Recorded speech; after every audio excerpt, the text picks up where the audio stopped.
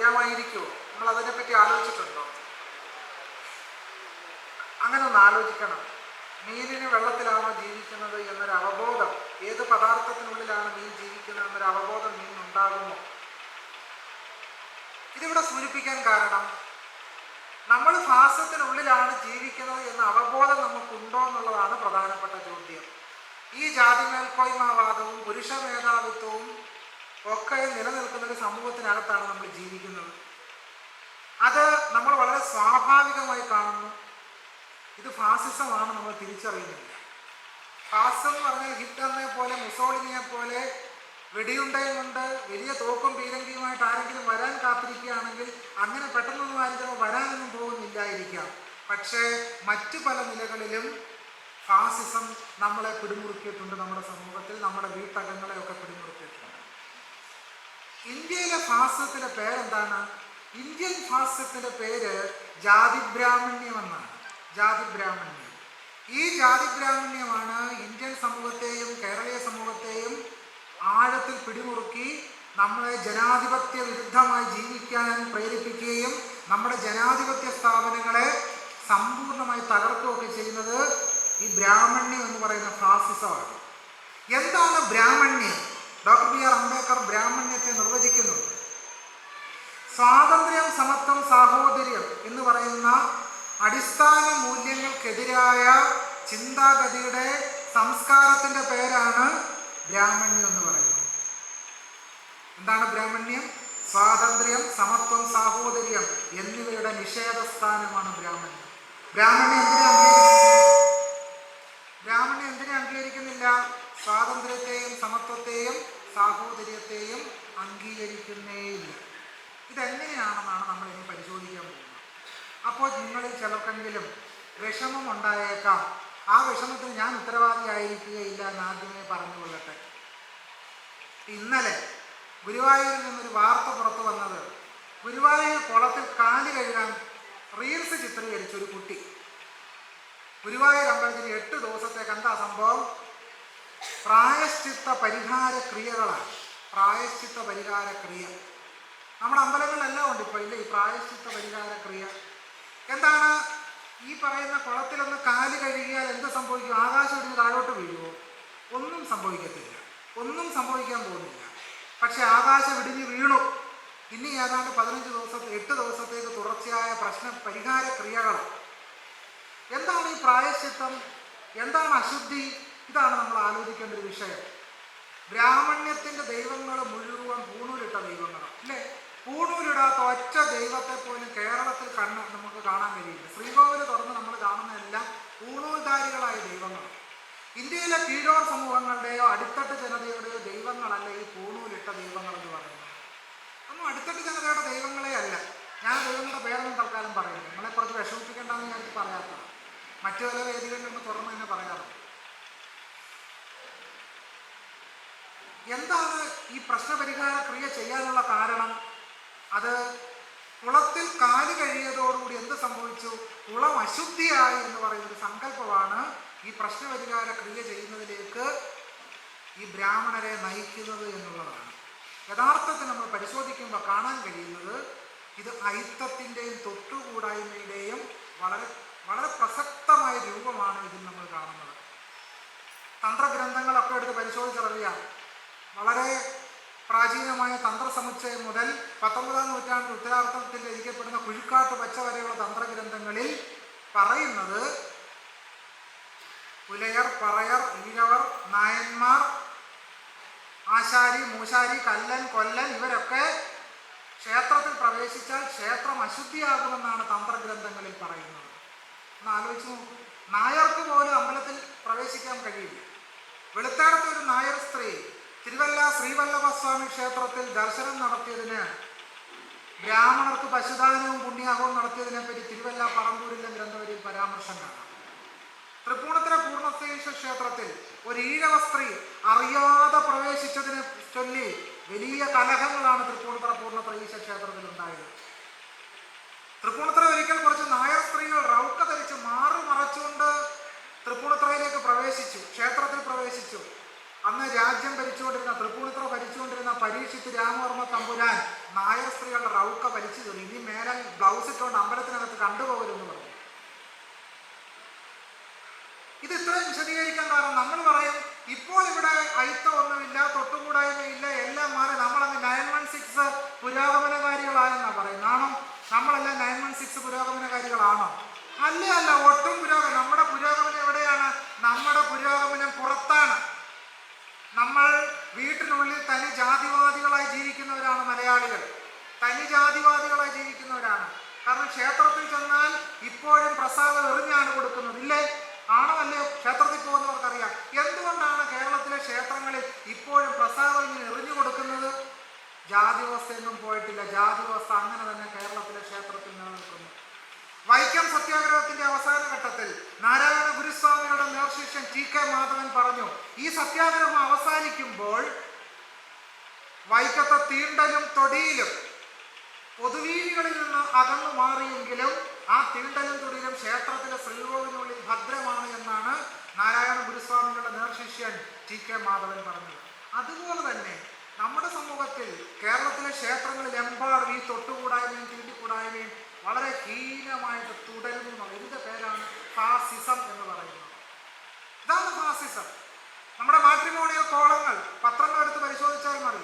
Ezhava matrimony, Nair matrimony, മുസ്ലിം matrimony, Pulaya matrimony, ഇങ്ങനെ പല രീതിയിലാണ്. ഇതിന്റെ അർത്ഥം എന്താണ്? ജാതി മാറിയുള്ള കല്യാണത്തിന് മലയാളികൾ താല്പര്യപ്പെടുന്നില്ല. എന്നിട്ടും നമ്മൾ പുരോഗമനകാരികളാണ്. ശരിയാവത്തില്ല. ഒന്നുകിൽ പുരോഗമനം അല്ലെങ്കിൽ ജാതിവാദികൾ. ഇതിലേതാണ് നമ്മൾ ആദ്യം തീരുമാനിക്കണം.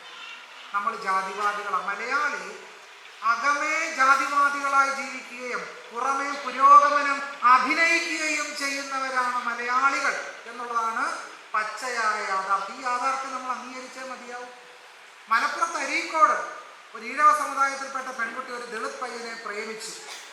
ആ ദളിത് പയ്യൻ ഉന്നതമായ ജോലിയുണ്ട്, പട്ടാളത്തിൽ ഉന്നത ഉദ്യോഗസ്ഥനാണ്. പക്ഷേ ആ ഈഴവ പെൺകുട്ടിയെ, തൻ്റെ മകളെ, ആതിര എന്നു പേരായ ആ കുട്ടിയെ ഒരു ദളിത് പയ്യന് വിവാഹം കഴിച്ചു കൊടുക്കാനുള്ള മടി കാരണം ഈ പിതാവ് കല്യാണത്തിന്റെ തലേദിവസം വൈകിട്ട് സ്വന്തം മകളെ ഒരു കത്തി വെച്ച് കരളിൽ ഒറ്റ കുത്തു കൊടുത്തു. മകളോടാണോ സ്നേഹം? ജാതിയോടാണോ സ്നേഹം?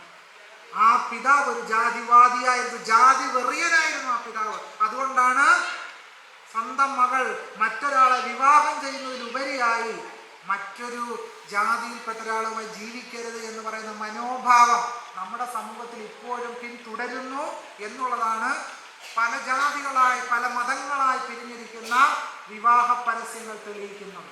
ഇനിയും പറയണം, നമ്മൾ പുരോഗമനകാരികളായോ? ഇല്ല എന്നുള്ളതാണ്. ഇതിനെതിരെ ഇനി ആര് സമരം ചെയ്യും? നാരായണ ഗുരു ഒന്നും കൂടെ ജനിക്കണോ? അതോ അയ്യങ്കാളി വരണോ? അതോ പൊയ്കയിൽ അപ്പച്ചൻ വരണോ? അതോ ചട്ടമ്പിസ്വാമി വരണോ? ഇല്ല, ഇവരാരും വരില്ല. നമ്മൾ പ്രയത്നിക്കണം. നമ്മൾ പ്രയത്നിച്ചാൽ മാത്രമേ ഇതിന് മാറ്റം ഉണ്ടാകൂ. മാറ്റം ഉണ്ടാകില്ല എന്ന് തെളിയിക്കുന്ന, മാറ്റത്തിന് ഇനിയും ധാരാളമായി ശ്രമിക്കേണ്ടി വരുന്ന ഒരു സമകാലിക സാഹചര്യത്തിലാണ് നമ്മൾ ജീവിക്കുന്നത്. നമുക്ക് കർക്കിടക മാസം ഏതാണ്ട് കഴിഞ്ഞു, ഇല്ലേ?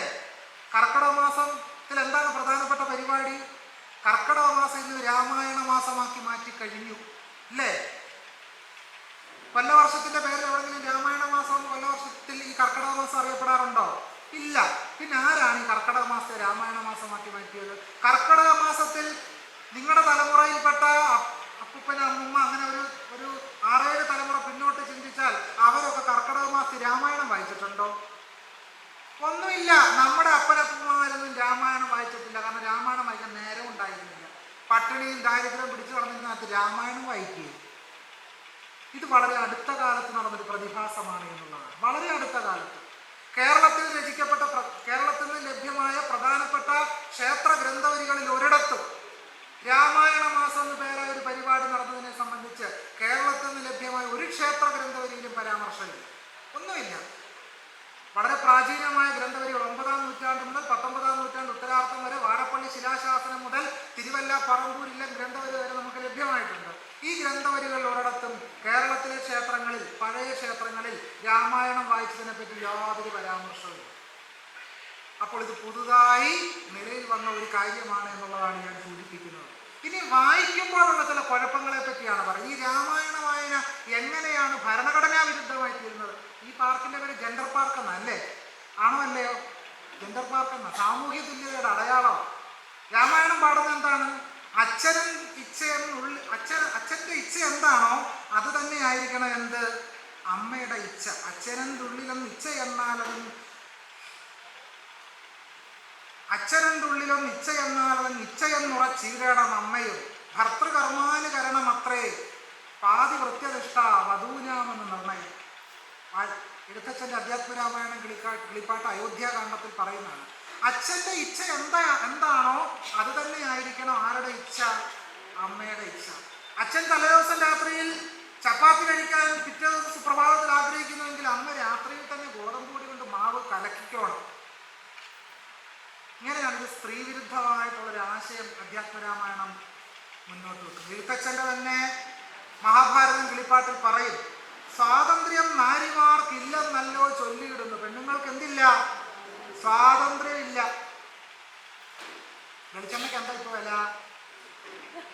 വെളിച്ചെണ്ണയുടെ വില എന്തുവാ? കിലോയ്ക്ക് 420 മുകളിലാണ് അല്ലേ? എള്ളെണ്ണയുടെ വില എത്ര? എള്ളെണ്ണയ്ക്ക് ഏകദേശം അത്രയും വില. ചന്ദനത്തിന്, കർപ്പൂരം, ഇതിനുമൊക്കെ വില ഒന്ന് കൂട്ടിയോട്ട് സന്ധ്യയ്ക്ക് ഈ ഒരു 420 മുകളിൽ വിലയുള്ള വെളിച്ചെണ്ണ വാങ്ങിച്ചുകൊണ്ട് വന്ന് വായിക്കുന്നത് എന്താ? സ്വാതന്ത്ര്യം നാരിമാർക്കില്ലെന്നല്ലോ ചൊല്ലിയിടുന്നു. പിന്നെ താതൻ താൻ രക്ഷിക്കണം കൗമാര വയസ്സിങ്കൽ, ഭർത്താവ് രക്ഷിക്കണം വാർദ്ധക്യ വയസ്സിങ്കൽ. സന്ധ്യയ്ക്ക് വിളക്ക് കത്തിച്ച് വലിയ വെളിച്ചെണ്ണയുടെ വില നിങ്ങൾ ആലോചിച്ചിട്ട് വേണം ഇത് വായിക്കാൻ. ലോകങ്ങൾക്കെല്ലാം ദൈവം ബ്രാഹ്മണനെന്നു നൂനം, മൂർഖനാകിലും ഭർത്താവ് നാരിമാർക്കെല്ലാം ദൈവം. ദുഷ്ടരായാലും ഭർത്താവ് ആരാണ്? ദൈവമാണ്. ഭാഗ്യം കൊണ്ട് ഇന്ത്യൻ ഭരണഘടന ഡിവോഴ്സ് എന്ന് പറഞ്ഞൊരു സാധനം ഉണ്ടാക്കിയിട്ടുള്ളത് പെണ്ണുങ്ങൾക്ക് രക്ഷ. രാമായണമാണ് ഭരണഘടനയെങ്കിൽ പെണ്ണുങ്ങളുടെ അധോഗതിയാണ് കേട്ടോ. രാമായണം ഉള്ളതുകൊണ്ടല്ല പെണ്ണുങ്ങൾ രക്ഷപ്പെട്ടത്. ഇന്ത്യയിലൊരു ഭരണഘടന ഉള്ളതുകൊണ്ടാണ്. ഇല്ലെങ്കിൽ മൂർഖനാകിലും ഭർത്താവ് നാരിമാർക്കെല്ലാം ദൈവം. ജീവിതകാലം മുഴുവൻ മദ്യപാനിയായ സംശയരോഗിയായ ഒരു നിവൃത്തിയില്ലാത്ത ഭർത്താവിൻ്റെ അടിമത്തം സഹിച്ച് ജീവിക്കേണ്ടി വന്നേനെ. ഇതിന് മാറ്റമുണ്ടാക്കിയത് ആരാണ്? ഇതിന് മാറ്റമുണ്ടാക്കിയത് കേരളത്തിലെ നവോത്ഥാന പ്രസ്ഥാനങ്ങളും ഇന്ത്യൻ ഭരണഘടനയുമാണ്. അല്ലാതെ ഒരു രാമായണവും മഹാഭാരതവും നമ്മുടെ കയ്യിലോട്ട് വെച്ച് തന്നതല്ല. ഒരു മതഗ്രന്ഥങ്ങളും നമ്മുടെ കയ്യിൽ എടുത്തു വെച്ച് തന്നതല്ല. എന്ത്? സ്വാതന്ത്ര്യവും സമത്വവും സാഹോദര്യവും. ഒരു മതഗ്രന്ഥങ്ങളിലും എന്തില്ല? സ്വാതന്ത്ര്യവും സമത്വവും സാഹോദര്യവും ഇല്ല. എഴുത്തച്ഛൻ്റെ രാമായണം കിളിപ്പാട്ട് തുടങ്ങുന്നത് തന്നെ എങ്ങനെയാണ്? ബാലകാണ്ഡം ആരംഭിക്കുന്നത് കാരണഭൂതന്മാരാം ബ്രാഹ്മണരുടെ ചരണാരുണാംബുജലീനവാം സുസഞ്ചയം മമ ചേതോദർപ്പണത്തിൻ്റെ മാലിന്യം അത് തീർത്ത് ചേതസീതളിടുവാൻ വണങ്ങുന്നേ. ബ്രാഹ്മണരുടെ കാലിലെ പൊടി എൻ്റെ ഹൃദയം ശുദ്ധീകരിക്കണേ ഭഗവാനെ. സന്ധ്യയ്ക്ക് വിളക്ക് വെച്ചുള്ള പ്രാർത്ഥനയാണ്. ഈശ്വരൻ അനുഗ്രഹിക്കട്ടെ നല്ല പ്രാർത്ഥിക്കുന്നത്. ഇതെന്താണ്? ബ്രാഹ്മണരുടെ കാലിലെ പൊടി എൻ്റെ ഹൃദയം ശുദ്ധീകരിക്കണേ. ഇതാണ് ആ ശ്ലോകത്തിൻ്റെ അർത്ഥം. എത്രമാത്രം ജനാധിപത്യ വിരുദ്ധമാണ് അധ്യാത്മരാമായണം കിളിപ്പാട്ടെന്ന് ആലോചിച്ച് നോക്കൂ. എത്രമാത്രം ജനാധിപത്യ വിരുദ്ധത. എഴുത്തച്ഛൻ്റെ കിളിപ്പാട്ടിൽ ലക്ഷ്മണൻ ഉപദേശം കൊടുക്കുന്നുണ്ട്. എഴുത്തച്ഛൻ്റെ രാമൻ എന്താണ് ഉപദേശം? മഞ്ഞിടത്തിങ്കൽ ദ്വിജത്വം ഉണ്ടായി വന്നാൽ പൂജിക്കമാമടോ.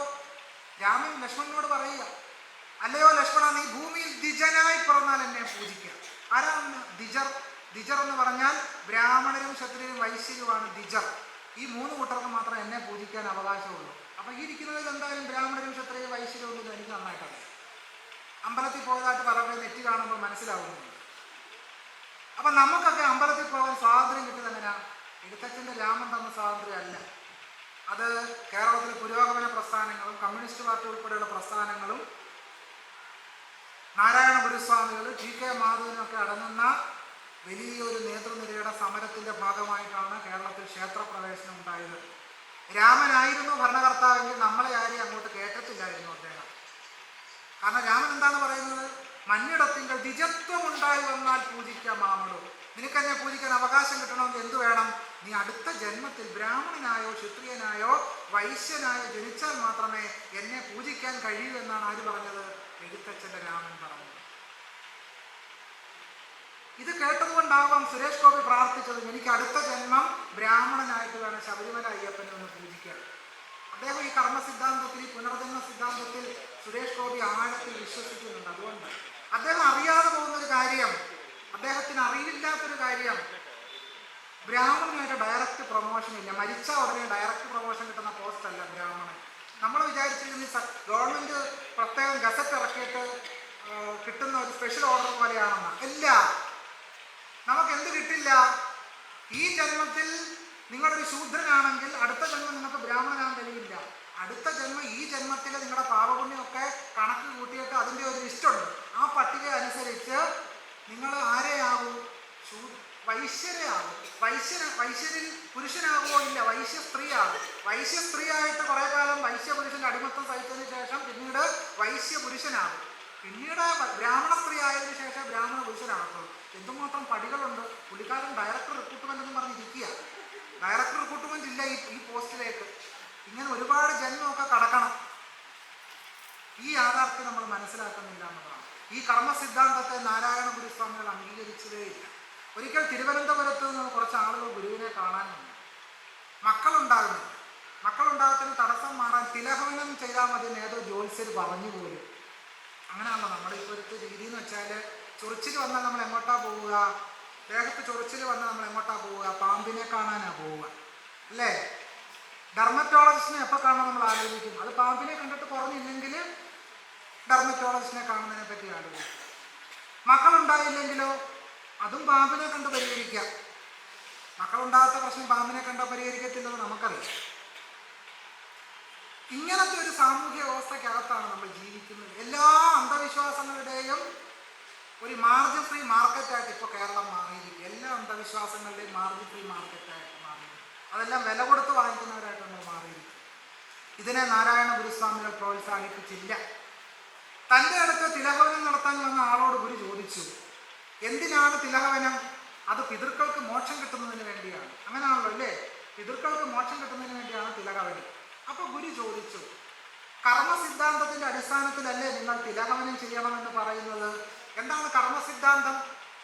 കർമ്മസിദ്ധാന്തം എന്ന് പറഞ്ഞാൽ നിങ്ങൾ ഈ ജന്മത്തിൽ ഉയർന്നവനോ താഴ്ന്നവനോ പാവപ്പെട്ടവനോ പണക്കാരനോ സ്ത്രീയോ പുരുഷനോ എന്തായി ജനിക്കണമെന്ന് തീരുമാനിക്കുന്നത് കഴിഞ്ഞ ജന്മത്തിൽ ചെയ്ത പാപപുണ്യ കർമ്മങ്ങളുടെ അടിസ്ഥാനത്തിലാണ്. ഈ ജന്മത്തിൽ ഒരാൾ ആദിവാസിയാകുന്നത് അതിന്റെ കാരണം കഴിഞ്ഞ ജന്മത്തിൽ പാപം ചെയ്ത ഒരാളാണ് ഈ ജന്മത്തിൽ ആദിവാസിയാകുന്നത്. ഈ ജന്മത്തിൽ ഒരാൾ സ്ത്രീ ആകുന്നുണ്ടെങ്കിൽ അതിനർത്ഥം കഴിഞ്ഞ ജന്മം ഒരുപാട് പാപം ചെയ്തവരെ ഈ ജന്മം സ്ത്രീ ആകുന്നത്. ഞാൻ പറയുന്നതല്ല, അഗ്നിപുരാണം ഉൾപ്പെടെയുള്ള പുരാണങ്ങൾ പറയുന്നത്. അപ്പൊ ഈ പാപം മാറാൻ എന്ത് ചെയ്യണം? ഈ കർമ്മം ഫലം മുഴുവൻ അനുഭവിച്ചാൽ മാത്രമേ പാപം തീരുമെന്നാണ് ഗീതയും പുരാണങ്ങളും എല്ലാം പറയുന്നത്. പക്ഷെ ഗുരുസ്വാമികൾ ഇതിനെ ചോദ്യം ചെയ്തു. ഗുരു പറഞ്ഞു, മരിച്ച ആൾ ഉടൻ തന്നെ ജനിച്ചു. പിന്നെ എവിടെയാണ് പിതൃ? ഒരാൾ മരിച്ചാൽ ഉടൻ തന്നെ ജനിക്കുമെന്നാണല്ലോ സങ്കല്പം. അങ്ങനെയാണെങ്കിൽ മരിച്ചുപോയ ആൾ ജനിച്ചു കഴിഞ്ഞു, പിന്നെ എവിടെയാണ് പിതൃ? ഇതാണ് ഗുരുവിന്റെ ചോദ്യം. അങ്ങനെ തിലഹവനവും നടത്താമെന്ന ആളുകൾ തിലഹവനത്തിന്റെ പൈസ കൊണ്ട് തൊട്ടടുത്ത സ്കൂളിൽ കുട്ടികൾക്ക് ഭക്ഷണം വാങ്ങിച്ചു കൊടുത്ത് മടങ്ങി എന്നാണ് ഗുരുവിന്റെ ചരിത്രം വ്യക്തമാക്കുന്നത്. പക്ഷേ നമ്മൾ തിലഹവനവും പിതൃഭവനവും മുടക്കിയിട്ടുണ്ടോ? ഇല്ല. നമ്മളിപ്പോഴും അതേ പാതയിൽ തന്നെ വളരെ ശക്തമായിട്ട് നീങ്ങിക്കൊണ്ടിരിക്കുക. ഇങ്ങനെയാണ് നമ്മുടെ സമൂഹത്തിൽ ബ്രാഹ്മണ്യം ഒരു ഫാസിസമായി ആഴത്തിൽ പിടിവെക്കുന്നത്.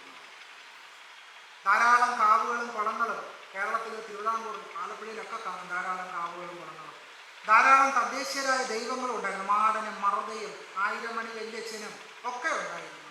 പക്ഷെ വീട്ടിലൊരു വഴക്കുണ്ടായി, വീട്ടിലൊരു ലഹള ഉണ്ടായി, വിവാഹ തടസ്സം ഉണ്ടായി, ഒരാൾ മരിച്ചു, ജ്യോത്സ്യരെടുത്ത് ചെന്നു, ദൈവം കോപത്തിലാണെന്ന് പറയുന്നു, നമ്പൂതിരിയെ വിളിച്ചുകൊണ്ട് വരുന്നു, കാവിൽ പ്രതിഷ്ഠ നടത്തി, ഭയങ്കര പരിപാടിയായി. ഇന്നലെ വരെ അകത്തിരുന്ന മാടൻ പുറത്തായി, അകത്ത് വിഷ്ണുവിനെയും ഭദ്രകാളി ഊണൂരിട്ട ദൈവങ്ങളെല്ലാം അകത്ത്, ഊണൂരിടാത്തവരെല്ലാം പുറത്ത്. അഷ്ടമംഗല ദേവപ്രശ്ന പരിഹാര ക്രിയ എന്ന പേര്. ഇതാണ് ഞാൻ സൂചിപ്പിച്ചത്. അന്ധവിശ്വാസങ്ങളുടെ മാർജിൻ ഫ്രീ മാർക്കറ്റായി നമ്മൾ മാറി. ചൊവ്വയിലേക്ക് നാസ പേടകം അയക്കുക ആണോ? ചൊവ്വയിലേക്ക് നാസ പേടകം അയച്ചു. നമ്മളോ? മലയാളികൾ എന്താ ചെയ്യുന്നത്? മലയാളികൾ ചൊവ്വ ക്ഷേത്രത്തിലേക്ക് പോകുന്നു. നാസ ചൊവ്വയിലേക്ക് പേടകം അയക്കുമ്പോൾ മലയാളികൾ ചൊവ്വ ക്ഷേത്രത്തിലേക്ക് ചൊവ്വാഴ്ച വ്രതത്തില് കുജമാര ബലി നടത്തുവാൻ വേണ്ടി മലയാളികൾ തെക്കുവട കൂടും. ഇതാണ് മലയാളിയുടെ പുരോഗമനം എന്ന്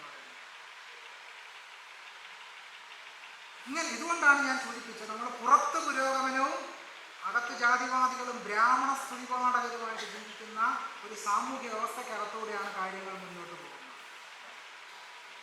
ഭാഗവത പുരാണം ഏകാദശ സ്കന്ധത്തിൽ പറയും. ഭാഗവത പുരാണം എല്ലാവരും വായിക്കുന്നതാണ്. ഇപ്പോൾ ഭാഗവത സപ്താഹം വളരെ വിപുലമായിട്ട് നടന്നുകൊണ്ടിരിക്കുക. ഭാഗവത പുരാണത്തിൽ 11-ാം അധ്യായത്തിൽ കൃഷ്ണൻ ഉദ്ധവരോട് പറയുന്ന രംഗമുണ്ട്. കലിയുഗത്തിൽ ഞാൻ അവതരിക്കും. നമ്മൾ വിചാരിക്കും നമ്മളെ രക്ഷിക്കാനാണല്ലേ, ആ പൂതി അങ്ങ് മനസ്സിൽ വെച്ചാൽ നമ്മളെ രക്ഷിക്കാനല്ല പൂതി വരുന്നത്. കൃഷ്ണൻ പറയുന്നു ഉദ്ധവരോട്, വർണ്ണാശ്രമ ധർമ്മത്തെ പണ്ടേ പോലെ പുനഃസ്ഥാപിക്കാൻ ഞാൻ അവതരിക്കും. എന്താണ്? വർണ്ണാശ്രമ ധർമ്മത്തെ പണ്ടേ പോലെ പുനഃസ്ഥാപിക്കാൻ ഞാൻ അവതരിക്കും എന്നാണ്. എന്താണ് വർണ്ണാശ്രമ ധർമ്മം? വർണ്ണാശ്രമ ധർമ്മം ജാതി തന്നെയാണ്. ജാതി വ്യവസ്ഥ അനുസരിച്ച് മനുഷ്യരെ തരംതിരിക്കുന്നതിൻ്റെ പേരാണ് വർണ്ണാശ്രമ ധർമ്മം എന്ന് പറയുന്നത്. വർണ്ണം എന്ന് പറഞ്ഞാൽ 4 വർണ്ണങ്ങളാണ്. ബ്രാഹ്മണ, ക്ഷത്രിയ, വൈശ്യ, ശൂദ്രാദികളായ 4 വർണ്ണങ്ങൾ. ഈ വർണ്ണങ്ങൾക്കിടയ്ക്ക് തുല്യതയുണ്ടോ? ഇല്ല. ബ്രാഹ്മണർ ഏറ്റവും മുകളിലും ശൂദ്രൻ ഏറ്റവും താഴെ. ഇതാണ് വർണ്ണാശ്രമ ധർമ്മം എന്ന് പറയുന്നത്. ശൂദ്രരുടെ ജോലി എന്താണ്? ജീവിതകാലം മുഴുവൻ ബ്രാഹ്മണരെയും ക്ഷത്രിയരെയും വൈശ്യരെയും പാദസേവ ചെയ്യും. നമ്മൾ വിചാരിക്കുന്നത് കഴിഞ്ഞു പോയ കാലമാണ്, തെറ്റിദ്ധരിക്കാൻ സാധ്യതയുണ്ട്. ഇപ്പോഴും നടന്നുകൊണ്ടിരിക്കുന്ന കാര്യത്തെപ്പറ്റിയാണ് ഞാൻ സൂചിപ്പിക്കുന്നത്. ഇപ്പോഴും നടന്നുകൊണ്ടിരിക്കുന്ന കാര്യത്തെ തൊട്ടുകൂടായ്മ. ഞാൻ ആദ്യം ഈ പ്രഭാഷണം തുടങ്ങിയപ്പോൾ സൂചിപ്പിച്ച കാര്യം, ഗുരുവായൂർ ക്ഷേത്രത്തിൽ ഇപ്പോഴും എഴുതി വച്ചിരിക്കുന്നത് അഹിന്ദുക്കൾക്ക് ക്ഷേത്രത്തിൽ പ്രവേശനമില്ല എന്നുള്ളതാണ്. എന്താണ് അഹിന്ദു? ആരാണ് അഹിന്ദു? ഹിന്ദു അല്ലാത്തവർ. എന്നാണ് ഹിന്ദു ഉണ്ടായത്? ഋഗ്വേദത്തിൽ ഹിന്ദു എന്നൊരു പരാമർശം ഋഗ്വേദത്തിൽ കാണാൻ കഴിയില്ല. ഭാഗവത പുരാണത്തിൽ ഹിന്ദു എന്നൊരു വാക്കുണ്ടോ? ഇല്ല. യജുർവേദത്തിലുണ്ടോ? ഇല്ല. അഥർവേദത്തിൽ ഹിന്ദു എന്നൊരു വാക്കുണ്ടോ? ഇല്ല. ഭഗവത്ഗീതയിലുണ്ടോ? ഇല്ല. മഹാഭാരതത്തിലോ? ഇല്ല. പിന്നെ എവിടെയാണ് ഹിന്ദു എന്നൊരു വാക്ക്? സംസ്കൃതത്തിൽ രചിക്കപ്പെട്ട ഒറ്റ കൃതികളിൽ പോലും ഹിന്ദു എന്നൊരു വാക്ക് നമുക്ക് കാണാനില്ല. പിന്നെ എവിടുന്ന് വന്നു ഹിന്ദു? എവിടുന്ന് പൊട്ടിമുളച്ചു? ബ്രിട്ടീഷ് കൊളോണിയൽ ഭരണകാലത്ത് ബ്രിട്ടീഷുകാർ ഇന്ത്യയിലെ സെൻസസ് നടപ്പിലാക്കി. ആ സെൻസസ് നടപ്പിലാക്കിയ ഘട്ടത്തിൽ ബ്രിട്ടീഷ് കമ്മീഷണർ ചില ചോദ്യങ്ങൾ ചോദിച്ചു. ചോദ്യങ്ങളിൽ പ്രധാനപ്പെട്ടത് 2 ചോദ്യങ്ങളായിരുന്നു. ക്ഷേത്രത്തിൽ നിങ്ങൾക്ക് പ്രവേശനമുണ്ടോ? നിങ്ങളുടെ കർമ്മങ്ങൾ ബ്രാഹ്മണർ നേരിട്ട് ഒന്ന് നിർവഹിക്കുന്നുണ്ടോ? ഈ ചോദ്യത്തിന് യെസ് ആണെന്ന് ഉത്തരവെങ്കിൽ നിങ്ങൾ ഹിന്ദുക്കളായിരിക്കും, നോ എന്നാണ് ഉത്തരവെങ്കിൽ നിങ്ങൾ ആരും ഹിന്ദുക്കളല്ല. ഒരു മഹാരാഷ്ട്രയിലെ ചാമറിനോട് ചോദിച്ചു, താങ്കളുടെ ജാതി ഏതാണ്? ചാമർ പറഞ്ഞു, എൻ്റെ ജാതി ചാമർ. മതം ഏതാണ്? എൻ്റെ മതവും ചാമർ. ഇതിൽ നിന്ന് എന്താണ് മനസ്സിലാകുന്നത്? ജാതി തന്നെയായിരുന്നു മതം. ഹിന്ദു എന്ന് പറയുന്ന സങ്കല്പം ഉണ്ടായി വരുന്നത് ഈ ബ്രിട്ടീഷുകാരുടെ സെൻസസ് നടപ്പിലാക്കിയതിനു ശേഷമാണ്. കുറച്ചും കൂടെ ഒന്ന് വിശദമാക്കിയാൽ, ബ്രിട്ടീഷ് സെൻസസ് നടക്കുന്ന കാലഘട്ടത്തിൽ സവർണർ വളരെ ന്യൂനപക്ഷമായി പോവുകയും അവർണ ബഹുഭൂരിപക്ഷം ഹിന്ദുക്കളല്ലാത്ത നിമിത്തം പുറത്തു നിൽക്കുകയും ചെയ്യുന്ന ഒരു അവസ്ഥാവിശേഷ സംജാതമായി. അങ്ങനെ ഇന്ത്യയിലെ വളരെ ന്യൂനപക്ഷമായ സവർണറുടെ ഗൂഢാലോചനയുടെ ഫലമായിട്ടാണ് ഹിന്ദു എന്ന് പറയുന്ന ലേബൽ ഉണ്ടായി വരികയും ആ ഹിന്ദു മതത്തിലേക്ക് ഈ ഈഴവരെയും പറയരെയും പുലയരെയും ഈ ആശാരിയെയും മൂശാരിയെയും കല്ലനെയും കൊല്ലനെയും എല്ലാവരെയും കൂടെ ചേർത്ത് ഹിന്ദു എന്നൊരു മതം ഉണ്ടാകുന്നത് ബ്രിട്ടീഷ് കൊളോണിയൽ കാലഘട്ടത്തിലാണ് എന്നുള്ളതാണ് രേഖകൾ, ചരിത്ര രേഖകൾ. അതിന് മുമ്പ് ഒരു ഹിന്ദു ഇല്ല. ഹിന്ദു മതം എന്ന് പറയുന്ന മതവും ഇല്ല. ഇതായിരുന്നു ചരിത്ര യാഥാർത്ഥ്യം. അപ്പോൾ അഹിന്ദുക്കൾക്ക് പ്രവേശനം ഇല്ല എന്ന് പറയുന്നത് എന്താണ് മനസ്സിലാക്കേണ്ടത്? നമ്മൾ ചില ശ്ലോകങ്ങളിൽ കേട്ടിട്ടുണ്ട്, ലോകാ സമസ്ത സുഖിനോ ഭവന്തു. എല്ലാവരും കേട്ടിട്ടുണ്ടാവും. വസുദൈവ കുടുംബകം. നമ്മൾ ഭൂമി മുഴുവൻ ഒറ്റ കുടുംബമാണ് എന്നാ പറയുക അല്ലേ? പക്ഷേ ലോകാ സമസ്ത സുഖിനോ ഭവന്തുവിൻ്റെ മുമ്പിൽ ചില ഏതാനും വരികളുണ്ട്. അത് ശ്രദ്ധിച്ചിട്ടുണ്ടോ? സ്വസ്തി പ്രജാഭ്യ പരിപാലയന്താം ന്യായേണ മാർഗേണ മഹിം മഹീഷ ഗോബ്രാഹ്മണേഭ്യ ശുഭമസ്തു നിത്യം ലോകാ സമസ്ത സുഖിനോ ഭവന്തു. പശുവിനും ബ്രാഹ്മണർക്കും സുഖമാണെങ്കിൽ എല്ലാവർക്കും സുഖം. ഈഴവരുടെ സുഖത്തെപ്പറ്റി ഒരു ചോദ്യമില്ല. പുലയരുടെ സുഖത്തെപ്പറ്റി ഒരു ചോദ്യമില്ല. ആദിവാസികളുടെ സുഖത്തെപ്പറ്റി ഒരു ചോദ്യമില്ല. സ്ത്രീകളുടെ സുഖത്തെപ്പറ്റി ഒരു ചോദ്യമില്ല.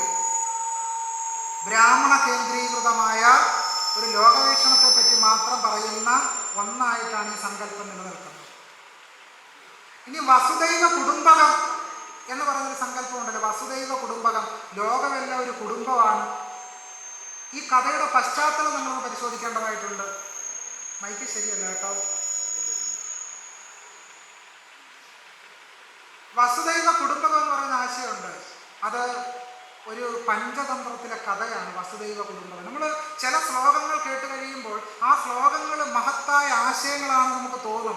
പക്ഷെ ആ കഥ കൂടി പരിശോധിക്കുമ്പോഴാണ് ഒരു മഹത്തായ ആശയം അതിലില്ല എന്ന് മനസ്സിലാകുക. ആ കഥയൊന്ന് ഞാൻ പറയാം. വസുദൈവ കുടുംബകം എന്ന് പറയുന്ന ശ്ലോകം വരുന്ന കഥയൊന്ന് പറയാം. ഒരിക്കൽ ഒരു കുറുക്കൻ ചെന്ന് ആടുകളോട് പറയുകയാണ്, അയ്യോ ആടുകളെ, നിങ്ങൾ എന്തിനാ മാറി നിൽക്കുന്നത്? വസുദൈവ കുടുംബകം, നമ്മളല്ല ഒരു കുടുംബമല്ലേ? എന്തിനാണ് കുറുക്കൻ ചെന്ന് ആടിനോട് പറയുന്നത് നമ്മളല്ല ഒരു കുടുംബമാണെന്ന്? എന്തിനാ പറയുന്നത്? കുറുക്കൻ ചെന്ന് ആടിനോട് നമ്മളല്ല ഒരു കുടുംബമാണെന്ന് പറയുന്നത് എന്തിനാ? ആടിനെ കശാപ്പ് ചെയ്ത് അകത്താക്കാനാണ്. ഈ വസുദൈവ കുടുംബം എന്ന് പറയുന്ന ആശയം ഇങ്ങനെയാണ്. സംസ്കൃതത്തിൽ രചിക്കപ്പെടുന്ന ശ്ലോകങ്ങളല്ല ഇതുപോലെ തന്നെ പലതും കാപട്യപൂർണവും ജനാധിപത്യ വിരുദ്ധവുമാണ് സൂചിപ്പിക്കാൻ ആഗ്രഹിക്കുന്നത്. അതിൻ്റെ അന്തസത്ത ജനാധിപത്യ വിരുദ്ധമാണ് എന്നുള്ളതാണ്. ഇങ്ങനെ പല നിലയ്ക്ക് നമ്മുടെ സമൂഹത്തിൽ വളരെ ആഴത്തിൽ ജാതിബ്രാഹ്മണ്യം എന്ന് പറയുന്ന ഫാസിസം അതിശക്തമായിട്ട് നിലനിൽക്കുന്നുണ്ട്. ബ്രാഹ്മണൻ ഇത് മറ്റുള്ളവരോട് കാണിക്കുന്നു, ഇല്ലേ? ഈ ജാതി മേൽക്കോയ്മ മറ്റുള്ളവരോട് കാണിക്കുന്നു. മുമ്പ് മലപ്പുറത്ത് അരിക്കോട് എന്നൊരു സംഭവം പറഞ്ഞു. ബ്രാഹ്മണർ ക്ഷത്രിയരെ ചവിട്ടുന്നു, ക്ഷത്രിയർ വൈശ്യരെ ചവിട്ടുന്നു, വൈശ്യർ ശൂദ്രരെ ചവിട്ടുന്നു, ശൂദ്രർ ഈഴവരെ ചവിട്ടുന്നു, ഈഴവർ പുലയരെ ചവിട്ടുന്നു. ഇതാണ് ഈ ശ്രേണീകൃതത്വം എന്ന് പറയുന്നത്. കുറച്ചുകൂടെ ലളിതമായി പറഞ്ഞാൽ, ഈഴവർ ബ്രാഹ്മണരെ ശ്രേഷ്ഠരായി കാണുന്നു, പുലയരെ ഏറ്റവും നീചരായിട്ട് കാണുന്നു. ശരിയല്ലേ? ശരിയാണോ? നമ്മുടെ സമൂഹത്തിലെ അവസ്ഥാവിശേഷം ഇങ്ങനെ. ജാതിക്ക് മുകളിലുള്ളവരെ ശ്രേഷ്ഠരായി കാണുകയും തങ്ങളുടെ ജാതിക്ക് കീഴോട്ട് ഇന്ത്യൻ സമൂഹം അടിച്ചമർത്തപ്പെട്ട ജനവിഭാഗങ്ങളോട് ഏറ്റവും മ്ലേച്ഛമായി പെരുമാറുന്ന അവസ്ഥാവിശേഷം നമ്മുടെ സമൂഹത്തിൽ ഇപ്പോഴും നിലനിൽക്കുന്നുണ്ട്. പിന്നെ നമ്മൾ എങ്ങനെയാണ് പുരോഗമിച്ചു എന്നൊക്കെ പറഞ്ഞാൽ ശരിയാവുക? നമ്മൾ അത്ര കണ്ട് പുരോഗമിച്ചിട്ടില്ല എന്നുള്ളതാണ് പച്ചയായ യാഥാർത്ഥ്യം. ഈ യാഥാർത്ഥ്യം അങ്ങ് അംഗീകരിച്ചാൽ മാത്രം മതി. നമുക്കിടയിൽ എന്തില്ല? സാഹോദര്യമില്ല. സാഹോദര്യമില്ലാത്തത് കൊണ്ടാണ് ജാതി വിട്ടുള്ള വിവാഹത്തിന് നമ്മൾ തയ്യാറാകാത്തത്. അപരനെ ശത്രുവായിട്ടാണ് കാണുന്നത്. നമ്മുടെ ജാതിയിൽ പെടാത്തവരെ നമ്മൾ എന്തായിട്ടാണ് കാണുന്നത്? ശത്രുവായിട്ടാണ്. ഇപ്പം നമ്മുടെ വീടിനടുത്ത് ഒരാൾ പുതുതായിട്ട് വാടകയ്ക്ക് താമസത്തിന് വന്നെന്ന് വിചാരിക്കുക, അല്ലെങ്കിൽ ഒരു പുതിയ വീട് വെച്ച് താമസിക്കുന്നു വിചാരിക്കുക. നമ്മൾ അയാളുമായിട്ടുള്ള സ്വകാര്യ സംഭാഷണം തുടങ്ങുക. ആ സ്വകാര്യ സംഭാഷണത്തിന് ആദ്യത്തെ 10 മിനിറ്റിനുള്ളിൽ തന്നെ മലയാള കുലസ്ത്രീകൾ ആദ്യത്തെ 10 മിനിറ്റ് സംഭാഷണത്തിനുള്ളിൽ തന്നെ അവരുടെ ജാതി നമ്മളും ചുരണ്ടും, നമ്മുടെ ജാതി അവരും ചുരണ്ടി എടുക്കും, ഇല്ലേ? എന്നിട്ട് ഉടൻ തന്നെ നമ്മുടെ ജാതിയിൽ പെട്ട ആളാണ് അതെങ്കിൽ വേറൊരു തരത്തിലുള്ള സംഭാഷണവും, നമ്മുടെ ജാതിയിൽ പെടാത്ത ആളാണെങ്കിൽ ഒരു കഥയും കൂടി പറയും. അപ്പുറത്തെ വീട്ടിലെ രമണി നിങ്ങളുടെ ആളാണ് കേട്ടോ, അപ്പം നമ്മുടെ ആളല്ലേ? അല്ല, നമ്മുടെ ആളാണെന്നൊരു ബോധം നമ്മുടെ മനസ്സിലില്ല എന്നുള്ളതാണ് തെളിയിക്കുന്നത്. അതുകൊണ്ടാണ് ഗുരുസ്വാമികൾ ആത്മോപദേശതകത്തിൽ എഴുതി, അയലുതരപ്പതിനായി അതിപ്രയത്നം നയമറിയും നരനാചരിച്ചിടേണം. അയലത്തുകാർ നന്നാകുന്നതിനായിട്ട് നിങ്ങൾ പരിശ്രമിക്കണം. കാരണം അയലത്തുകാർ നന്നാകുന്നതിനായി പരിശ്രമിക്കുന്ന ഒരു മനോഭാവം ആർക്കില്ല? മലയാളികൾക്കില്ല. അതുകൊണ്ടാണ് ഗുരു പറഞ്ഞത്, അയലുതരപ്പതിനായി അതിപ്രയത്നം നയമറിയും നരനാചരിച്ചിടേണം. യഥാർത്ഥത്തിൽ നമ്മുടെ സമൂഹത്തിൽ അതിഭീകരമായ അസമത്വവും വേർതിരിവും നിലനിർത്തുന്നത് ജാതിബ്രാഹ്മണ്യം എന്ന് പറയുന്ന ഫാസിസ്റ്റ് അനുകൂലമായ ഒരു പ്രതിഭാസമാണ്. നമ്മൾ അതിനുള്ളിൽ ജീവിക്കുക. അതുകൊണ്ടാണ് ഞാൻ കടൽ മീനിൻ്റെ ഉദാഹരണം പറഞ്ഞത്. നമ്മൾ ഈ ജാതി ബ്രാഹ്മണ്യ ലോകവീക്ഷണത്തിനകത്താണ് ജീവിച്ചു പോരുന്നത് എന്നുള്ളതാണ്. ഈ ഒരു ജാതി ബ്രാഹ്മണ്യ മൂല്യബോധം ഉപേക്ഷിക്കാൻ കഴിഞ്ഞാൽ മാത്രമേ നമുക്കൊരു ജനാധിപത്യ സമൂഹവുമായി, സമത്വ സമൂഹമായി, സാഹോദര്യ സമൂഹമായിട്ട് നമുക്ക് മാറിത്തീരാൻ കഴിയുകയുള്ളൂ എന്നുള്ളതാണ് സാരം. എങ്ങനെയാണ് പരദൂഷണം ഉണ്ടാകുന്നത്? പരദൂഷണം ഉണ്ടാകുന്ന ചരിത്രത്തെപ്പറ്റി യുവാൽ നോവ ഹരാരി എന്ന് പറയുന്ന ഇസ്രായേലി ചരിത്ര പണ്ഡിതൻ അന്വേഷിക്കുന്നുണ്ട്. എങ്ങനെയാണ് പരദൂഷണം ഉണ്ടാകുന്നത്? നമ്മുടെ പരദൂഷണത്തിൽ ഏറിയ പങ്കും ജാതിക്കുശുംബാണ്. സഹോദരയ്യപ്പൻ എഴുതി ജാതിക്കുശുംബാർഷമേന്മ. നമ്മുടെ ആർഷഭാരത സംസ്കാരത്തിന്റെ മേന്മ എന്താണ്? ജാതിക്കുശുംബാണെന്നാണ് നാരായണ ഗുരുസ്വാമികളുടെ നേർശിഷ്യൻ സഹോദരയ്യപ്പൻ പറഞ്ഞു വെച്ചത്. ഈ ജാതിക്കുശുംബാണ് യഥാർത്ഥത്തിൽ ഇന്ത്യൻ ബ്രാഹ്മണ്യം എന്ന് പറയുന്നത്. കേരളത്തിൽ ധാരാളം എയ്ഡഡ് വിദ്യാഭ്യാസ സ്ഥാപനങ്ങളുണ്ടില്ലേ? തിരുവിതാംകൂർ ദേവസ്വം ബോർഡിൻ്റെ സ്കൂളുകളുണ്ട്, കോളേജുകളുണ്ട്. പക്ഷേ കേരളത്തിലെ എയ്ഡഡ് വിദ്യാഭ്യാസ സ്ഥാപനങ്ങളിൽ അധ്യാപകരായിട്ടുള്ളതിൽ 99.99% സവർണ വിഭാഗത്തിൽപ്പെട്ടവർ മാത്രമാണ്. ദളിതരെയും ആദിവാസികളെയും പിന്നോക്കക്കാരെയും പുറന്തള്ളുന്നൊരു വ്യവസ്ഥാവിശേഷം നമ്മുടെ രാജ്യത്ത് നിലനിൽക്കുന്നു. ഇന്ത്യൻ IIT-കളിലെ 6049 അധ്യാപക തസ്തികയെടുത്ത് പരിശോധിച്ചാൽ ആ 6049-ൽ 121 പേരെ ഒഴിച്ചാൽ ബാക്കിയുള്ളവർ മുഴുവൻ വരേണ്യ വിഭാഗത്തിൽപ്പെട്ടവരാണ്. നമ്മുടെ ഹരിതകർമ്മസേന ഉണ്ടല്ലോ, ഹരിതകർമ്മസേന സത്യത്തിൽ ഒരു വിവരാവകാശം കൊടുത്തൊരു സമഗ്രമായ പഠനം നടത്തിയാൽ അറിയാം, ഹരിതകർമ്മസേനയിൽ പ്രവർത്തിക്കുന്നവരിൽ ഭൂരിഭാഗവും ആരാണ്? അടിത്തട്ട് സമൂഹത്തിൽ നിന്നുള്ളവരാണ്. യാഥാർത്ഥ്യമാണ് എന്ന് നിങ്ങൾ പറയുന്നത്. ഇന്ത്യൻ ജാതി വ്യവസ്ഥ അടിച്ചമർത്തിയവർ തന്നെയാണ് ഹരിതകർമ്മസേനയിലെ ഭൂരിഭാഗം അംഗങ്ങൾ. ആണോ അല്ലയോ? നിങ്ങൾ തന്നെ പരസ്പരം പരിശോധിച്ചാൽ മതി. സമൂഹത്തിൽ ഉന്നതരാണോ, ഉന്നത ജാതിയിൽപ്പെട്ടവരാണോ ഹരിതകർമ്മസേനയിലുള്ളത്? അല്ല, വളരെ കുറച്ച് ആളുകൾ ചിലപ്പോൾ കണ്ടേക്കാം. പക്ഷെ ഹരിതകർമ്മസേനയുടെ ഭൂരിഭാഗം അംഗങ്ങളും ആരാണ്? സമൂഹത്തിൽ അടിച്ചമർത്തപ്പെട്ടവരാണ്. പ്ലാസ്റ്റിക് പെറുക്കാൻ വരുന്നവരോടുള്ള നമ്മുടെ മനോഭാവം എന്താണ്? അവരെ ആദരിക്കുന്ന മനോഭാവമാണോ നമുക്കുള്ളത്? അല്ല. ഏതോ ശത്രു കടന്നു വരുന്നെന്ന പ്രതീതിയിലാണ് ഹരിതകർമ്മസേനയിലെ സ്ത്രീകളെ, വീട്ടിലിരിക്കുന്ന സ്ത്രീകൾ കാണുക. ആണോ അല്ലയോ? ആണോ അല്ലയോ? അതെ എന്ന് തന്നെ ആയിരിക്കും ഉത്തരം, സംശയരഹിതമായി. ഈ മനോഭാവത്തിന്റെ പേരാണ് ജാതി എന്ന് പറയുന്നത്. Doctor B R Ambedkar annihilation of കാസ്റ്റിൽ എഴുതി, സാഹോദര്യത്തിന്റെ മറ്റൊരു പേരാണ് ജനാധിപത്യം. സാഹോദര്യത്തിന്റെ മറ്റൊരു പേരാണ് ജനാധിപത്യം. വർഷാവർഷം 5 വർഷം കൂടുമ്പോൾ നമുക്കിഷ്ടമുള്ള ജനപ്രതിയെ തിരഞ്ഞെടുക്കുന്നതിന്റെ പേര് മാത്രമല്ല ജനാധിപത്യം, സഹമനുഷ്യരോടുള്ള ആദരവിന്റെ പേരാണ് ജനാധിപത്യം എന്ന് പറയുന്നത്. അത് നമുക്കുണ്ടോ, എനിക്ക് നിങ്ങൾക്കുമുണ്ടോ എന്ന് സമഗ്രമായി പരിശോധന നടത്തുമ്പോൾ നമുക്ക് മനസ്സിലാവും നമ്മൾ അത്ര കണ്ട് ജനാധിപത്യവാദികളൊന്നും അല്ല എന്ന്. ഇവിടെ സമ്പൂർണമായൊരു കുറ്റാന്വേഷണ ചരിത്രം നടത്തുകയല്ലേ. നമ്മൾ കേരളം മറികടക്കേണ്ടതായ ധാരാളം ദൂരങ്ങൾ ഇനിയും അവശേഷിക്കുന്നു എന്നാണ് സൂചിപ്പിക്കുന്നത്. അപ്പോൾ ചില പറയുന്നത് ബീഹാറിൽ ഇങ്ങനെയല്ലല്ലോ, കേരളം അതിനേക്കാളും മെച്ചത്തിലാണ്. ഇവിടെ ജാതി വ്യവസ്ഥയൊക്കെ ഉണ്ട്, സമ്മതിച്ചു, പക്ഷെ അത് ഉത്തരേന്ത്യയിലുള്ളതുപോലെ അല്ലല്ലോ എന്നൊക്കെയാണ് ചില പുരോഗമനകാരികൾ താരതമ്യം. കേരളത്തെ ബീഹാറുമായിട്ടും കേരളത്തെ ഉത്തരേന്ത്യയുമായിട്ടും താരതമ്യം ചെയ്യാൻ ലജ്ജയില്ല എന്നാണ് ചോദിക്കേണ്ടത്. കേരളത്തെ താരതമ്യം ചെയ്യേണ്ടത് കേരളത്തോളം പുരോഗമിച്ച സ്വിറ്റ്സർലാൻഡിനോടോ നെതർലാൻഡിനോടോ ഒക്കെ വേണം നമ്മൾ താരതമ്യപ്പെടുത്താൻ.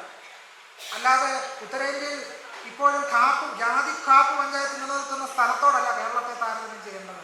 അങ്ങനല്ല കേരളത്തിന്റെ പുരോഗതിയെ വിലയിരുത്തേണ്ടത്. ആ മാനദണ്ഡം തന്നെ തെറ്റാണ്. അതുകൊണ്ട് കേരളം മറികടക്കേണ്ടതായിട്ട് ധാരാളം ദൂരങ്ങളുണ്ട് എന്നാണ് പ്രധാനമായിട്ടും സൂചിപ്പിക്കുന്നത്. അങ്ങനെ നമുക്ക് അത് മറികടക്കണമെങ്കിൽ എന്തു വേണം? നമ്മൾ കൊണ്ടു നടക്കുന്ന ഈ ജാതിമൂല്യങ്ങളെ സമ്പൂർണ്ണമായിട്ട് നമുക്ക് ഉപേക്ഷിക്കാൻ കഴിയണം. അങ്ങനെ ജാതിമൂല്യ വ്യവസ്ഥകളെ ഉപേക്ഷിക്കുമ്പോൾ മാത്രമേ നമുക്ക് എന്തായി തീരാൻ കഴിയുകയുള്ളൂ? നമുക്കൊരു ഉത്തമ മനുഷ്യനായിട്ട് മാറിത്തീരാൻ കഴിയുള്ളൂ. ഒരു കാര്യം കൂടി ഞാൻ പറഞ്ഞതിൻ്റെ സംഭാഷണം അവസാനിപ്പിക്കാം. അത് നമ്മുടെ സമൂഹത്തിൽ ഇപ്പോൾ വളരെ ആഴത്തിൽ വെജിറ്റേറിയനിസം വ്യാപിച്ചിട്ടുണ്ടില്ലേ? പച്ചക്കറി കഴിക്കുകയാണ് ഏറ്റവും നല്ലത് എന്നൊരു ചിന്താഗതി നമ്മുടെ സമൂഹത്തിൽ വളരെ ആഴത്തിൽ പടർന്നു പിടിച്ചിട്ടുണ്ട്. ശബരിമലയ്ക്ക് പോവുകയാണെങ്കിൽ പിന്നെ വീട്ടിലുള്ള പെണ്ണുങ്ങൾ സാമ്പാറും അവിയലും തോരനും വെച്ച് ചാവും. ആണോ അല്ലേ? അതെ, സംശയമില്ല. രണ്ടാമത്തെ പ്രശ്നം പെണ്ണുങ്ങളെ കണ്ടുകൂടാ എന്നുള്ളതാണ് മറ്റൊരു പ്രശ്നം. പിന്നെ പെണ്ണുങ്ങളെ കണ്ടുകൂടാ. ഇന്നലെ വരെ അടുത്തുണ്ടായ പെണ്ണുങ്ങൾ ഇന്നു മുതൽ കണ്ടുകൂടാ. ഈ മൂല്യബോധം ആരും കൊണ്ട് നടക്കുന്നുണ്ട്? സ്ത്രീകൾ തന്നെയും ഈ മൂല്യബോധം കൊണ്ട് നടക്കുന്നുണ്ട്. പുരുഷന്മാരാണ് ഏറ്റവും മുകളിലെന്ന് പറയുന്നവർ ആരുണ്ട്? സ്ത്രീകളുമുണ്ട്. ഈ പുരുഷാധിപത്യ സ്ത്രീ സമൂഹവും ആന്തരികവൽക്കരിച്ചിരിക്കുകയാണ് എന്നുള്ളതാണ് ചരിത്ര യാഥാർത്ഥ്യം, സമകാലീന യാഥാർത്ഥ്യം. വെജിറ്റേറിയനിസത്തെ പറ്റി പറഞ്ഞാൽ നമ്മുടെ രാമനും കൃഷ്ണനും ഒക്കെ വെജിറ്റേറിയൻ ആയിരുന്നു? ആണോ? രാമൻ കാട്ടിൽ വെണ്ടയ്ക്ക മെഴുക്കുവരട്ടിയാണോ കഴിച്ചിരുന്നത്?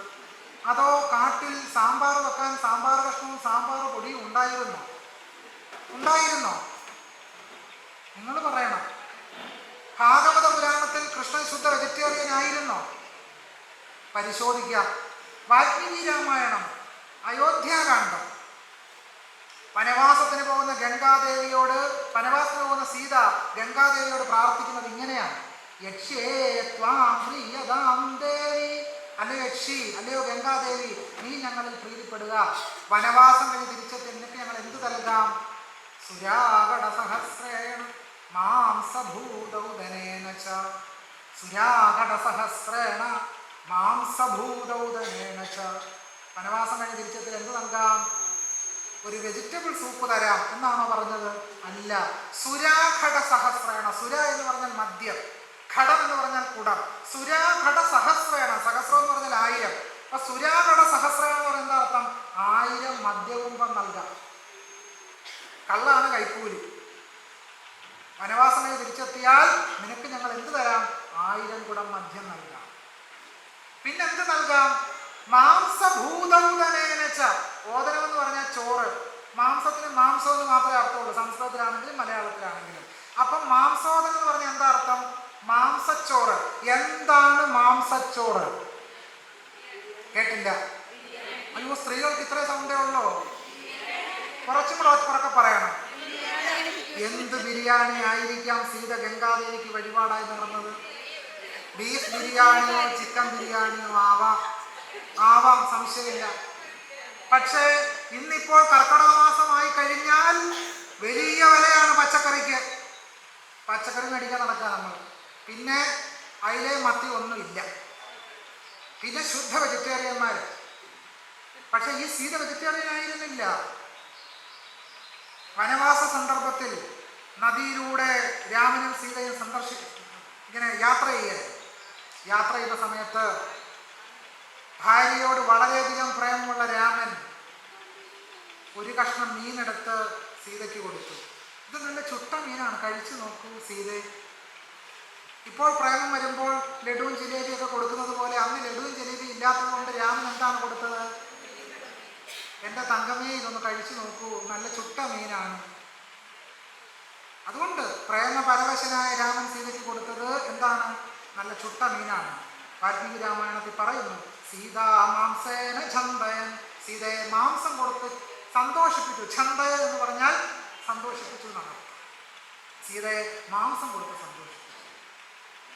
രാമനെ അന്വേഷിച്ച് ഭരദ്വാജന്റെ ആശ്രമത്തിലെത്തുന്നു. ഭരദ്വാജന്റെ ആശ്രമത്തിൽ നെൽകൃഷിയോ ഞവരകൃഷിയോ ഉണ്ടായിരുന്നില്ല. ഭരതൻ ചോറ് കൊടുക്കാൻ, ചായ ഇട്ട് കൊടുക്കാൻ പാലോ പഞ്ചസാരയോ തേയിലയോ ഒന്നും കണ്ടുപിടിച്ചിരുന്നില്ല. എന്താണ് ഭരദ്വാജ മഹർഷി ഭരതന് കൊടുത്തത്? ആജയിഷ്ടാഭിജവാരാഹർഷ്ടൈ നവരസംചൈ എന്ന് വാൽമീകി രാമായണം. ആജയിഷ്ടാഭി, അജം എന്ന് പറഞ്ഞാൽ എന്താണ്? അജം ആട്, വരാഹം പന്നി. അപ്പൊ എന്താണ് ഭരദ്വാജ മഹർഷി ഭരതന് കൊടുത്തത്? നല്ല ഒന്നാം തരം മാട്ടിറച്ചിയും പന്നിയിറച്ചിയും കൊടുത്തു. അതിന് ചുട്ടെടുത്തോ ചുടാതെയോ കറി വെച്ചോ ഒക്കെ ആയിരിക്കും കൊടുത്തത്. നമ്മളിന്ന് മഹർഷി എന്നൊക്കെ പറഞ്ഞാൽ എന്താണ്? ഈ കണ്ണടച്ച് താടിയൊക്കെ വളർത്തി എന്നൊക്കെയാണ് നമ്മൾ കരുതുന്നത്. രാമനെയും കൃഷ്ണനെയൊക്കെ നമ്മൾ കാണുന്നത് ഇങ്ങനെ വളരെ ക്ലീൻ ഷേവറായിട്ടാണ് കാണുന്നത്, അല്ലേ? അന്ന് ഷേവിംഗ് സെറ്റ് ഉണ്ടായിരുന്നോ? നമ്മൾ ചോദിച്ചിട്ടുണ്ടോ?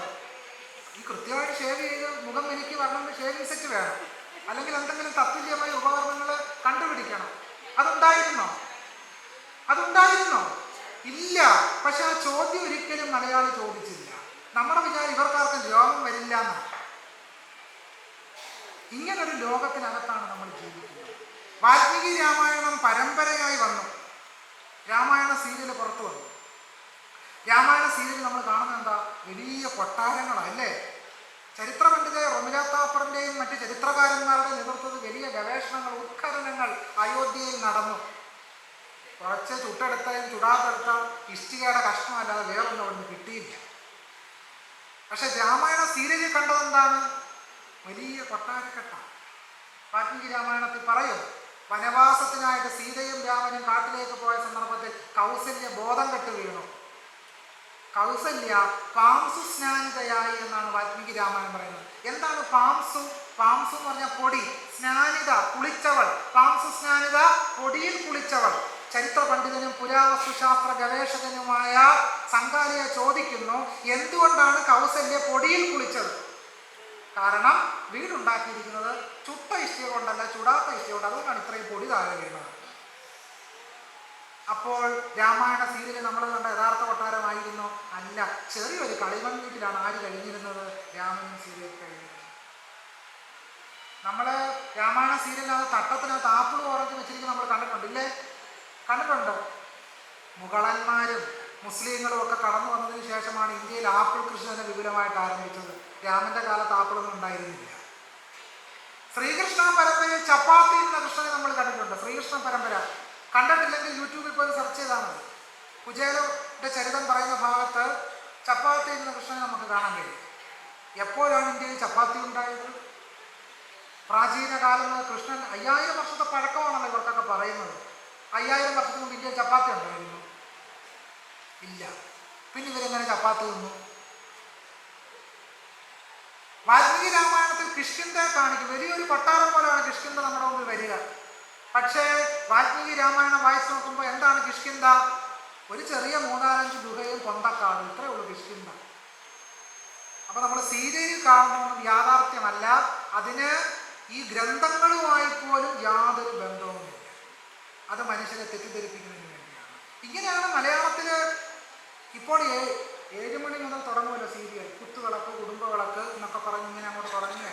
അങ്ങനെ ഈ വരേണ്യരുടെ ദുഃഖം കണ്ടിട്ട് ചെമ്പുപാത്രം നിറയെ കണ്ണുനീരാണ് ഇല്ലേ? ഒരു സീരിയൽ പറയുന്നത് ദേശായി കുടുംബത്തിന്റെ ദുഃഖമാണ്. കേരളത്തിൽ എവിടാണ് ദേശായി കുടുംബം? കേരളത്തിൽ ദേശായി കുടുംബം ഉണ്ടോ എവിടെങ്കിലും? ഇല്ല. ഉത്തരേന്ത്യയിൽ ഡബ് ചെയ്ത് ആർട്ട് ചെയ്ത് കഴിഞ്ഞു വരുന്ന സീരിയലുകളാണ്. ദേശായി കുടുംബത്തിന് കഥ പറയുക സന്ധ്യ മുഴുവൻ. എന്നിട്ട് അത് കണ്ടിരുന്ന മലയാളി മുഴുവൻ കരയുക. ഈ സീരിയൽ ഈഴവരുടെ കാര്യം പറയുന്നില്ല, ദളിതരുടെ കാര്യമില്ല, ആദിവാസികളില്ല, മുസ്ലിങ്ങളില്ല, ക്രിസ്ത്യാനികളില്ല. പിന്നെ സൂര്യ ടിവിയിൽ വേളാങ്കണ്ണി മാതാവ് എന്ന് പറഞ്ഞ സീരിയൽ തുടങ്ങിയതിനു ശേഷം കുറച്ച് ക്രിസ്ത്യാനികൾ യാദൃശ്ചികവശാൽ എതിർച്ചയാ സീരിയലിൽ സ്ഥാനം പിടിച്ചിട്ടുണ്ട്. അതുവരെ മലയാള സീരിയൽ എന്ന് പറഞ്ഞാൽ സവർണ സീരിയൽ. ഒരൊറ്റ മുസ്ലിമിനെ പോലെ നിങ്ങൾ ഈ കേരളത്തിലെ സീരിയലിൽ കണ്ടിട്ടുണ്ടോ? ഇല്ല, കാണില്ല. ഇങ്ങനെയാണ് മലയാളത്തിലെ സീരിയലുകൾ തന്നെ നമ്മുടെ വരേണ്യ ജാതിബോധത്തെ ഉറപ്പിക്കുന്ന രീതിയിലാണ് സീരിയലുകൾ തന്നെ മുന്നോട്ട് പോകുന്നത്. പല നിലയ്ക്ക് മലയാളത്തിൽ ഇറങ്ങുന്ന സീരിയലുകൾക്ക് നമ്മുടെ സമൂഹത്തിൽ പുരുഷാധിപത്യവും ജാതി വ്യവസ്ഥയും ഉറപ്പിക്കുന്നതിൽ വളരെയധികം പങ്കുണ്ട് എന്ന് നമുക്ക് കാണാൻ കഴിയും. ഇതിനെയൊക്കെ പരിഷ്കരിച്ചുകൊണ്ടും ആന്തരികമായ ഒരു വിചാരണ ചെയ്തുകൊണ്ടും മാത്രമേ നമുക്ക് ജനാധിപത്യവാദികളായി മതനിരപേക്ഷവാദികളായി നമുക്ക് മാറാൻ കഴിയുകയുള്ളൂ. ഒരു കാര്യം കൂടി പറയാൻ അവസാനിപ്പിക്കാം. ഏറെ നേരം ആരെയും നമുക്ക് കേൾക്കാൻ കഴിയില്ല ഇല്ലേ? ഞാൻ കുട്ടികളെ പഠിപ്പിക്കുന്ന ഒരാളാണ്, ഒരു അധ്യാപകന്. കുട്ടികൾക്ക് പോലും 15-20 മിനിറ്റ് കൂടുതൽ നമ്മളെ സഹിക്കത്തില്ല. പിന്നെ നിങ്ങൾ സഹിക്കുമെന്ന് ഞാൻ പ്രത്യാശപ്പെടുന്നുമില്ല. അതുകൊണ്ട് ഏതാനും നിമിഷങ്ങൾക്കുള്ളിൽ ഞങ്ങളുടെ സംഭാഷണം അവസാനിപ്പിക്കാം. നമുക്കൊരു സാംസ്കാരിക പ്രതിരോധം വേണമല്ലോ. ഇതിനൊക്കെ വേണോ വേണ്ടയോ? എങ്ങനെയാണ് ഇതിനൊരു പോം വഴി കാണുക? ഇതെല്ലാം ഉണ്ടെന്ന് ചിലപ്പോൾ അംഗീകരിച്ചേക്കാം, ചിലപ്പോൾ അംഗീകരിക്കാതെയും ഇരുന്നേക്കാം. പക്ഷേ ഇതിനെതിരെ ഒരു സാംസ്കാരിക പ്രതിരോധം നമുക്ക് രൂപീകരിച്ചേ മതിയാവും. ഇല്ലെങ്കിൽ വളരെ അടുത്ത് തന്നെ നമ്മുടെ സമൂഹത്തിൽ രൂപപ്പെട്ടിരിക്കുന്ന സാഹോദര്യവും സഹജീവന മനോഭാവം എല്ലാം നഷ്ടപ്പെട്ട് നമ്മൾ ജാതിയിലും മതത്തിലുമായിട്ട് സമ്പൂർണ്ണമായിട്ട് ആ കള്ളികളിൽ ഒതുങ്ങി ജീവിക്കുന്നവരായിട്ട് നമ്മൾ മാറിത്തീരും. അങ്ങനെ വരാതിരിക്കണമെങ്കിൽ നാരായണ ഗുരു അവതരിപ്പിച്ച സാഹോദര്യത്തിന്റെ പുതിയ സിദ്ധാന്തത്തിലൂടെ നമുക്ക് നടക്കേണ്ടി വരും. 1888 അരിവിപ്പുറത്ത് പ്രതിഷ്ഠ നിർവഹിച്ചുകൊണ്ട് നാരായണ ഗുരുസ്വാമികൾ ആ ശിലാഖണ്ഡത്തിൽ എഴുതി, ജാതിഭേദം മതദ്വേഷം ഏതുമില്ലാതെ സർവരും സോദരത്വേന വാഴുന്ന മാതൃകാ സ്ഥാനമാണ്. ഇതൊരു മാതൃകാ സ്ഥാനമാണെന്ന്, ഒരു മാതൃകയാണ്, മോഡലാണെന്ന്. എങ്ങനെയാണ് അരിവിപ്പുറം മോഡലാവുന്നത്? എന്തുകൊണ്ടാണ് കേരള സമൂഹത്തിന് അരിവിപ്പുറം ഒരു മോഡൽ? കാരണം അവിടെ ജാതിഭേദമില്ല, മതഭേദമില്ല. ഗുരു പറഞ്ഞു, നിങ്ങളുടെ ജാതി ഏതുമായിക്കോട്ടെ, നിങ്ങളുടെ മതം ഏതുമായിക്കൊള്ളട്ടെ, ഒരുമിച്ച് കഴിയുവാൻ ഇതൊന്നും ഒരു തടസ്സമല്ല. നമ്മുടെ സമുദായ സംഘടന എല്ലാ മനുഷ്യരെയും ഒന്നായി ചേർക്കുന്നതാവുമെന്ന് ഗുരു അരുളി. താൻ ഉണ്ടാക്കിയ SNDP എല്ലാ മനുഷ്യരെയും ഉൾക്കൊള്ളുന്ന ഒന്നാണ് എന്ന് ഗുരു പറഞ്ഞു. തൻ്റെ ആദർശത്തിൽ നിന്ന് SNDP വ്യതിചലിക്കുന്നു എന്ന് കരുതിയപ്പോൾ, മനസ്സിലായപ്പോൾ ഗുരു അന്നത്തെ ജനറൽ സെക്രട്ടറി ആയിരുന്ന ഡോക്ടർ പൽപുവിന് കത്തെഴുതി, യോഗത്തെ നാം വാക്കുകൊണ്ട് വിട്ടതുപോലെ ഇപ്പോൾ മനസ്സുകൊണ്ടും വിട്ടിരിക്കുന്നു. യോഗത്തെ നാം വാക്കുകൊണ്ട് വിട്ടതുപോലെ ഇപ്പോൾ മനസ്സുകൊണ്ടും വിട്ടിരിക്കുന്നു. ഇതായിരുന്നു ഗുരു എന്ന് പറയുന്നത്. ജാതിഭേദം മതദ്വേഷം ഏതുമില്ലാതെ സർവരും സോദരത്വേന വാഴുന്ന മാതൃകാ സ്ഥാനമാണ്.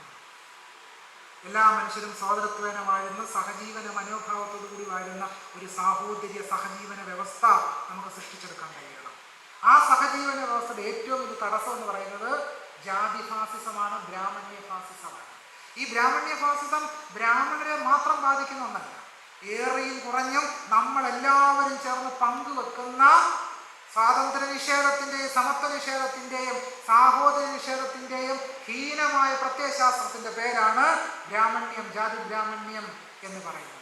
ആ ജാതി ബ്രാഹ്മണ്യത്തെ നമ്മുടെ മനസ്സിൽ നിന്ന് സമ്പൂർണമായിട്ടും വലിച്ചു പുറത്തിട്ടാൽ മാത്രമേ നമുക്ക് യഥാർത്ഥ മനുഷ്യനാകാൻ കഴിയൂ. ഗുരു ജാതി നിർണയത്തിൽ പറഞ്ഞു, മനുഷ്യാണ മനുഷ്യത്വം ജാതൃഭോത്വം ഗവാം യഥാ ന ബ്രാഹ്മണാദ്യസ്യൈവം ഹാ തത്വം വെത്തി ഗോപിന. യഥാ ഗവാം ഗോത്വം, എപ്രകാരമാണോ പശുവിന് പശുത്വം, തഥാ അപ്രകാരം മനുഷ്യാണ മനുഷ്യത്വം ജാതി, അപ്രകാരം മനുഷ്യർക്ക് മനുഷ്യത്വമാണ് ജാതി. പശുവിൻ്റെ ഇടയിൽ ബ്രാഹ്മണ പശു, ഈഴവ പശു, പറയ പശു, അങ്ങനെ പശുവിന് ജാതി ഉണ്ടോ? ഉണ്ടോ? ഇല്ല. പശുവിനെ നിങ്ങൾ വാങ്ങിക്കുമ്പോൾ നായർ പശുവിനെ മാത്രമേ വാങ്ങിക്കുള്ളൂ ആരെങ്കിലും പറയുമോ? പശുവിനെ എവിടെ കിട്ടിയാലും വാങ്ങിക്കും, നല്ല പശുവിനെ വാങ്ങിക്കും. പശുവിൻ്റെ ജാതി നോക്കിയാണോ പശുവിനെ വാങ്ങിക്കുക? അല്ല. പക്ഷേ ഏതെങ്കിലും വീട്ടിൽ നിന്ന് പെണ്ണുങ്ങളെ, സ്ത്രീകളെ വിവാഹത്തിനായിട്ട് ക്ഷണിച്ചുകൊണ്ട് വരുമ്പോൾ, കല്യാണത്തിന് നോക്കുമ്പോൾ എന്താ നമ്മൾ നോക്കുന്നത്? പശുവിന് നോക്കാത്ത ജാതി പെണ്ണുങ്ങൾക്ക് നമ്മൾ നോക്കും, ഇല്ലേ? നോക്കും. അതുകൊണ്ട് ഗുരു പറഞ്ഞു, മനുഷ്യാണ മനുഷ്യത്വം ജാതി. പശുവിന് പശുത്വം പോലെ മനുഷ്യർക്ക് എന്താണ്? മനുഷ്യത്വമാണ് ജാതി എന്നാണ് നാരായണ ഗുരുസ്വാമികൾ പറഞ്ഞു വെച്ചത്. അപ്പം നമ്മുടെ സമൂഹം വളരെ ആഴത്തിൽ ഹിംസാത്മകമായി നേരിട്ടുകൊണ്ടിരിക്കുന്ന ജാതി വരേണ്യതകളെ ഹിന്ദുത്വ ഫാസിസത്തെ ഒക്കെ നേരിടുന്നതിനുള്ള ഏറ്റവും പ്രധാനപ്പെട്ട വഴി എന്താണ്? നാരായണ ഗുരുസ്വാമികളുടെ സോദരത്വേന വാഴുന്ന മാതൃകാ സ്ഥാനം എന്ന് പറയുന്ന ഒരു ആശയത്തെ വീണ്ടെടുത്തുകൊണ്ട് മാത്രമേ നമുക്ക് ജാതിക്കെതിരായിട്ടുള്ള ഒരു പോരാട്ടം നടത്താൻ കഴിയുള്ളൂ. അങ്ങനെ മാത്രമേ കേരള സമൂഹം ആഴത്തിൽ പ്രവർത്തിച്ച നവോത്ഥാനം എന്ന് പറയുന്നത് നാരായണ ഗുരുവിൻ്റെ നേതൃത്വത്തിൽ, സഹോദരയ്യപ്പൻ്റെ നേതൃത്വത്തിൽ, പുരോഗമന പ്രസ്ഥാനങ്ങളുടെയൊക്കെ നേതൃത്വത്തിൽ നടന്നു വന്ന ആ പോരാട്ടത്തെ നമുക്ക് വീണ്ടെടുക്കണമെങ്കിൽ എന്ത് വേണം? ഈ നവോത്ഥാന ചരിത്രത്തെ പുനഃസന്ദർശിക്കുകയും നമ്മുടെ ആത്മഭാവമായി അതിനെ മാറ്റാൻ കഴിയുമ്പോൾ മാത്രമേ നമുക്കൊരു സാംസ്കാരിക പ്രതിരോധം സൃഷ്ടിക്കുവാൻ കഴിയൂ എന്ന് സൂചിപ്പിച്ചുകൊണ്ട് എൻ്റെ എളിയ വാക്കുകൾ ഉപസംഹരിക്കുന്നു. നിങ്ങൾക്കെല്ലാം സ്നേഹാഭിവാദ്യങ്ങൾ. നന്ദി, നമസ്കാരം.